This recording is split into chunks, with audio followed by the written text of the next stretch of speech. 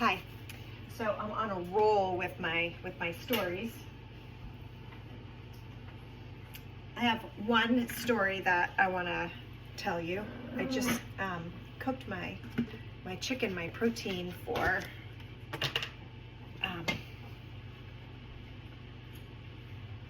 the week.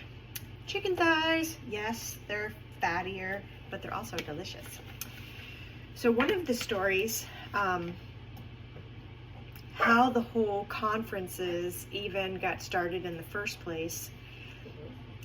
I was being invited to speak, just me, maybe just me, in a panel, maybe, like the one survivor on a panel, different church fundraising things, and then it was Rotary, it was business groups, women's groups, dinner groups, all these different groups, and I'm like, there's got to be a way that I can do a better job of reaching more people. So it's just me, and it was quite the dog and pony show. I would be my own roadie, bring my giant screen that I'd have to set up, and technology, my projector and my computer, and which is just crazy.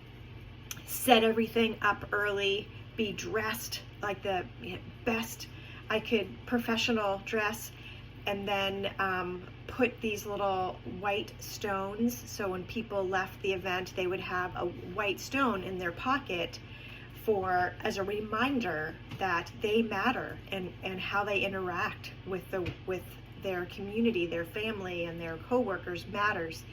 And then in jail, in the juvenile detention center, the girls on the girls unit did these little laminated 3x5 cards with a fact about child sexual abuse and child exploitation. So I'd put that on all the tables, and then I would go around as people came in, and I would introduce myself, get a feel for where they were at and what was really pressing for them. Like, what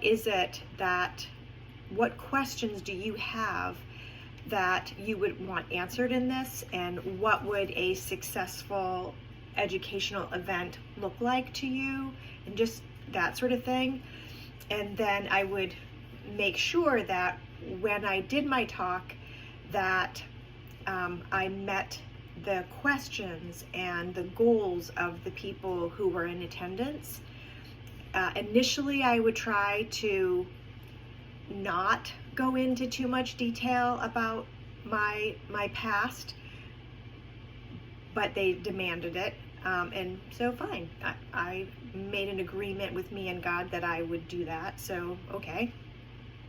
And then afterwards, as some people were leaving, there'd be a line of people, and everybody has a story. Everybody, anywhere on the planet, everybody has a story. What was of interest to me was how many men disclosed to me. That I'm so happy that men are finally feeling comfortable enough to say me too. Me too. So that was cool. And then after all that was done, then I'd have to break down, my stuff, and then carry it out to the car, go home, unload it, take a shower. So it was a lot of work. And I'm like, how can I make this even better?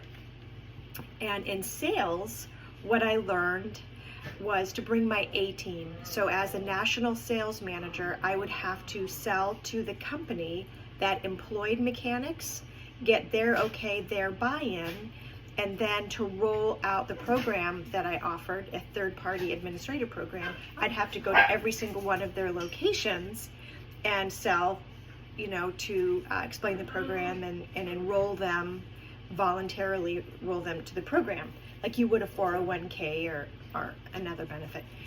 So when I would meet with headquarters, I learned that you get one shot to make your sale.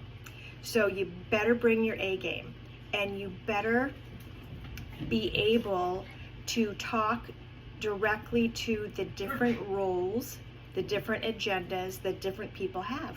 So, like I met with, I went to Bentonville, Arkansas, and I talked to the Walmart Corporation. They have 47 people at their table. Or American Airlines. Whoever, one of my big clients was, I did not sell to Walmart. They love the program, but anyway. But I did sell to Travel Centers of America. They had 579 locations across the United States, and I went to 579 locations 3 times in my career, driving one truck stop to another truck, and I learned that if you want to make the sale, you need to bring somebody with you, your A team, who's going to be able to speak to their HR. All they care about is retaining employees and bringing new employees on. And then the tax guy, like, he wants to know, is this legit for the taxes? How does, all that. The payroll person, is this going to mess up my payroll? And blah, blah. So you would have to, I'd bring 3 people. There'd be 3 of us. I'd have somebody who could, each person could really speak to, no matter who was at the table. I had somebody that was going to answer their questions and speak their language, right? And I was the queen of trucking. So, and proudly. So when I was doing me in front of these people, I'm like, I need to do like sales. Like, I need to bring my A team. Jonathan Sarbeck. Every time I asked him to come, and I don't mean just in Cumberland County, but anywhere like was in reasonable driving distance, Jonathan would make time to go with me to York, Kittery, wherever, and be a part of that A team. I would bring somebody from Homeland Security. I might bring somebody who understands sex addiction. I might bring somebody who knows about substance disorder. Whatever I felt like, who was going to be at the table, what were the questions they most needed to have answered, and who are the highest and best people I can bring that would answer those questions in that person's language, so that while I have them, when they leave this event that I'm speaking at, that person gets it. Like, they understand the cause and effect, what child sexual abuse and sexual exploitation, including trafficking, is, why we need to prevent it, how to prevent it, what's going on in the state of Maine. And I kept it very Maine-centric, right? Yeah. So then it was, okay, I've got 150 people showing up at these Rotary meetings. I need to do better. I need to, how can I do better? So I thought, well, maybe I need to speak at conferences. So I started going to different child advocacy center yearly, annual conferences in Massachusetts and New Hampshire.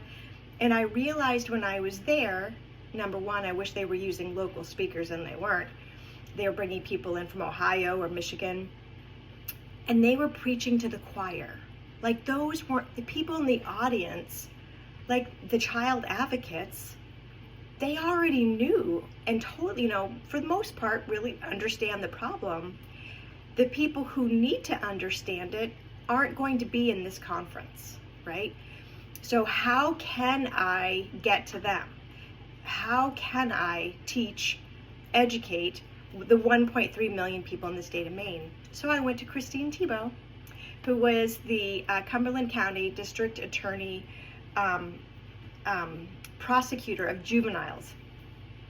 And I said, who do you love? Like, if we were gonna do something, who do you love? And she said, Victor Veith with the Zero Abuse Project is the best educator in her career that she had ever heard. So I looked him up on Facebook and I reached out to him, And in 2019, we did our first conference. I knew it needed to be local.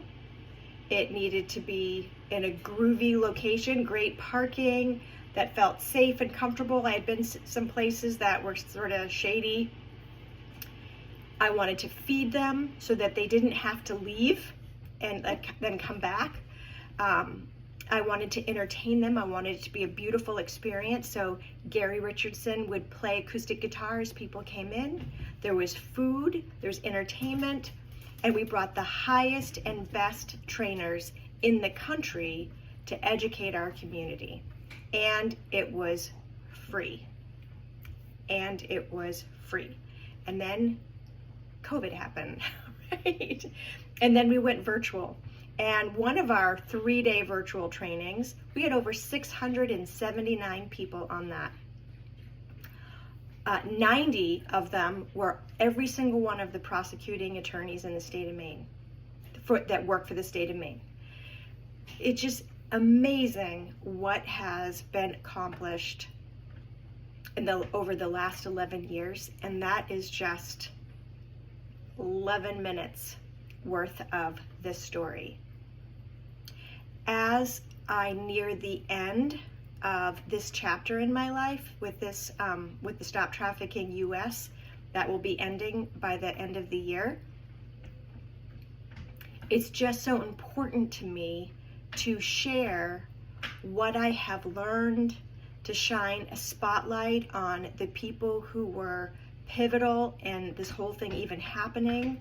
Like, it is just miraculous. I take no credit for all the success, and it's been mass success. I think one, short old crazy chick in a she shed next to the house, but it is because of all of these people that I want to shine a light on and say, look at all these cool people. Look how everything came together. Look at the collaboration. It has been an amazing journey. And if there's anything that I can put out there and share that other nonprofits or pro-profit, for-profit, like whatever business you have, these skill set, these tools that I used in business, that I've used in my nonprofit, works because it's about relationship. It's about collaboration. It's about staying in your narrow lane. It is thinking the highest and best that you can do. And you plan and you work. But then it all comes together. What does Charlie say? When preparation meets opportunity, you're lucky. I probably didn't say that right, but he'll tell me I did it wrong later. Okay, so I'm gonna put my chicken away, and this was 13 minutes, but I hope that in my sharing that it is some value to you.